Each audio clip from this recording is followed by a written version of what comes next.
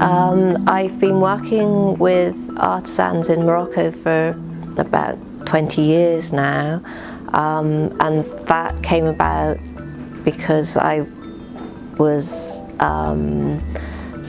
buying from a lot of other brands and visiting trade fairs for years and becoming a little bit tired with what I was seeing and imagining things that I would like to be able to sell and to have myself, and thought I will go and source these things myself. So I went on a trip to Morocco and went to Marrakech and spent a few days lost in the souks until I started meeting some interesting people. Artisans are very dear to my heart.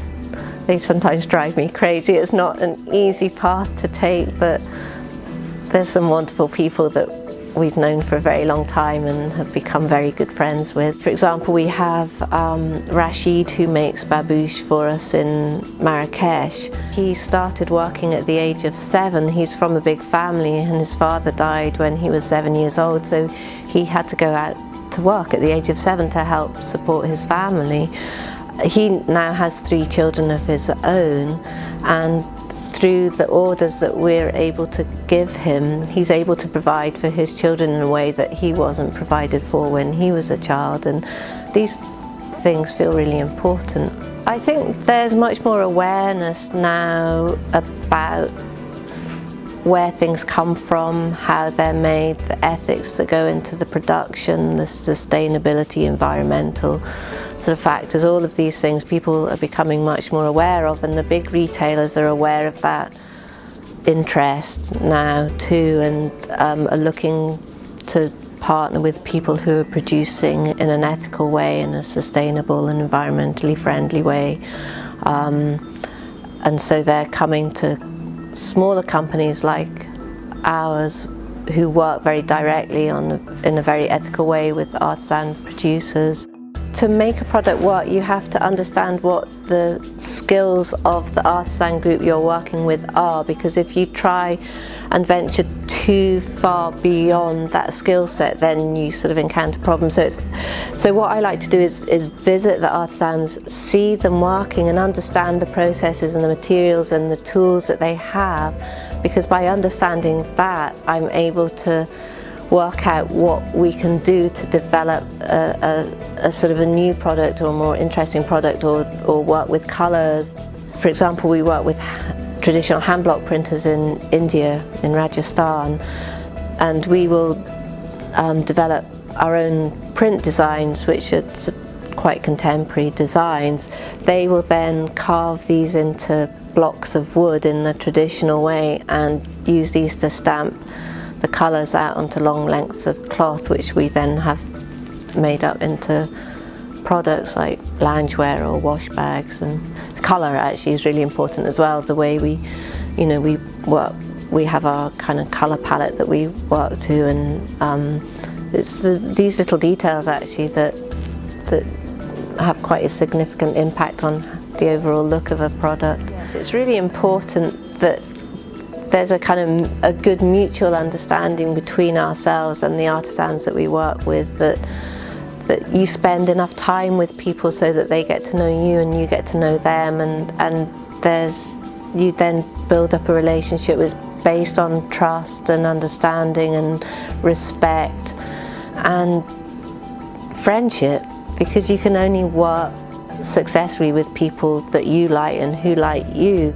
Our first artisan that we started to work with all these years ago was Hamid, and we started producing leather babouche slippers with him, and we're still working with him and still selling more and more and more of these every year. So that sort of trend hasn't died out. In fact, there's more interest in these products now than ever, and we have a very wide range of leather babouche slippers, and we work with Hamid and Rashid, and we have round-toed slippers and pointed slippers and cut decorative work slippers and slippers with sequins. So there's lots of different kinds, and we work to a really sort of refined colour palette of greys and vintage pinks and sage greens and duck egg blues. So it's the colours that we bring to that, I think, that make them appeal.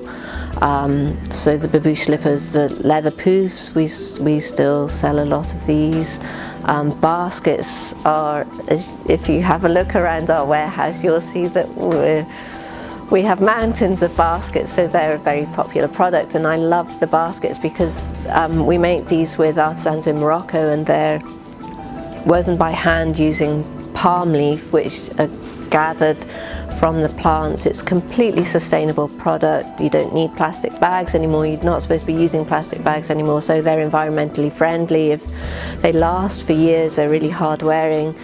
They help support artisans in rural villages as a supplement to their farming income or shepherding income. So baskets, the babouche, the hand block printing we do with our artisans in India is very popular, and the wash bags that we make with them with little pom-pom details are particularly popular. We work with weavers in Marrakech making blankets with pom-poms, and we source vintage textiles as well, like Handira wedding blankets and Boucherite rugs and Beni rugs and Azalao rugs. Colour, we were obsessed with colour, anything with colour and a tassel or a pom-pom that's fun. Yeah, that's what we like. We're just in the process of loading a 40-foot container, so we've got a lot of product on the way to us, a lot more baskets, because we were exhibiting at Top Drawer in January, and we're just back from exhibiting at New York now in New York, and we have a lot of orders for baskets coming into the spring-summer season. We're working on some new print designs for our block printers in India, so we want to be introducing new print designs. We're always sort of working on new ideas. We have some new mirrors coming from Morocco. Yeah, there's always lots and lots of design ideas. It's just finding the time to put it all into practice, but yeah, there's always something new happening.